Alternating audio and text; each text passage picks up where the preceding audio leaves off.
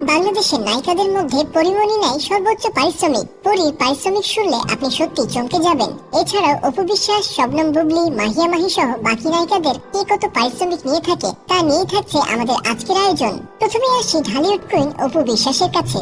এক সময় তুমুল জনপ্রিয় নায়িকা অপু প্রতি ছবির জন্য পারিশ্রমিক নিচ্ছেন 15 থেকে 20 লক্ষ টাকা। এখন আর সেই জনপ্রিয়তা নেই, তাই তো পারিশ্রমিকও কমে গিয়েছে তার সর্বশেষ মুক্তি পাওয়া সিনেমা ছায়া বৃক্ষতে পারিশ্রমিক ছিল 4 থেকে 6 লক্ষ টাকা। বন্ধুরা, আপনি যেহেতু ভিডিওটি দেখছেন তার মানে আপনি পেজের একজন সম্মানিত সদস্য। জানতে পারি আপনি কোন জেলা থেকে ভিডিওটি দেখছেন। 90-এর দশকে পূর্ণিমা সিনেমা প্রতি 1 লক্ষ টাকার মতো পারিশ্রমিক নিতেন। 2000 সালের পর পূর্ণিমার জনপ্রিয়তা বাড়ার সঙ্গে সঙ্গে তার পারিশ্রমিক বেড়ে দাঁড়ায় 5 থেকে 6 লক্ষ টাকা। শিশু শিল্পী থেকে জনপ্রিয়তা পাওয়া নায়িকা দিঘির প্রথম সিনেমা ছিল তুমি আছো তুমি নেই। এই সিনেমায় তিনি পারিশ্রমিক পেয়েছিলেন মাত্র 3 লক্ষ টাকা। তবে বর্তমান সময়ে ছবি প্রতি দিঘি পারিশ্রমিক নিয়ে থাকেন 4 থেকে 5 লক্ষ টাকা। আমার আছে জল সিনেমা দিয়ে ঢালিউডে পর্দায় অভিষেক হয় বিদ্যা সিনহা মিমের। মিম বর্তমানে সিনেমা প্রতি পারিশ্রমিক নিচ্ছেন 15 লক্ষ টাকা।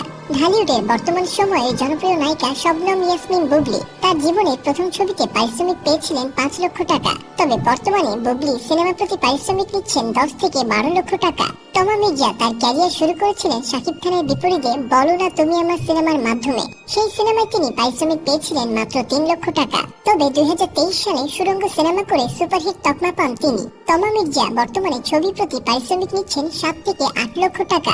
ঢালিউড সম্রাজ্ঞী শাবনূর ক্যারিয়ারের শুরুতে অর্থাৎ 90-এর দশকে পারিশ্রমিক নিতেন 1 থেকে 1.5 লক্ষ টাকা। পরবর্তীতে জনপ্রিয়তার শীর্ষ সময়ে তার পারিশ্রমিক বেড়ে দাঁড়ায় 8 থেকে 10 লক্ষ টাকায়। নুসরাত ফারিয়া 2015 সালে তার অভিনীত প্রথম সিনেমা আশিকের জন্য পারিশ্রমিক নিয়েছিলেন 6 লক্ষ টাকা। তবে বর্তমানে নুসরাত 10 থেকে 15 লক্ষ টাকা পারিশ্রমিক নিয়ে থাকেন। মাহিয়া মাহি তার ক্যারিয়ারের শুরুতে সিনেমা প্রতি পারিশ্রমিক নিতেন 5 থেকে 6 লক্ষ টাকা। তবে প্রজেক্টের ধরন অনুযায়ী বর্তমানে 10 থেকে 12 লক্ষ টাকা পর্যন্ত পারিশ্রমিক নিয়ে থাকেন। ঢালিউডের প্রিয়দর্শিনী নায়িকা মৌসুমী 90-এর দশকে প্রতি সিনেমার জন্য পারিশ্রমিক নিয়েছিলেন 1 থেকে 1.5 লক্ষ টাকা।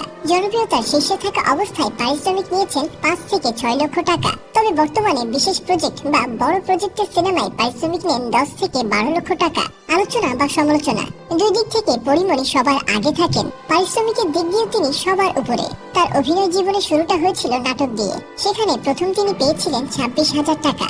এরপর প্রথম সিনেমা ভালোবাসার সীমাহীনে অভিনয় করে পারিশ্রমিক নিয়েছিলেন 3 লক্ষ টাকা। আর এখন পরিমণি প্রতিটি সিনেমার জন্য 22 লক্ষ টাকা নেন। দেশের সিনেমায় এই পারিশ্রমিক থাকলেও কলকাতার সিনেমায় তিনি আরো বেশি নেন। শোনা যায় কলকাতার তেলুবক্সি সিনেমায় তিনি 28 লক্ষ টাকা পারিশ্রমিক নিয়েছিলেন। তো বলুন তো ঢালিউডের কোন নায়িকা আপনার সবচাইতে বেশি পছন্দ তা কমেন্ট করে জানাতে ভুলবেন না। এতক্ষণ সঙ্গে থাকার জন্য আপনাকে অসংখ্য ধন্যবাদ।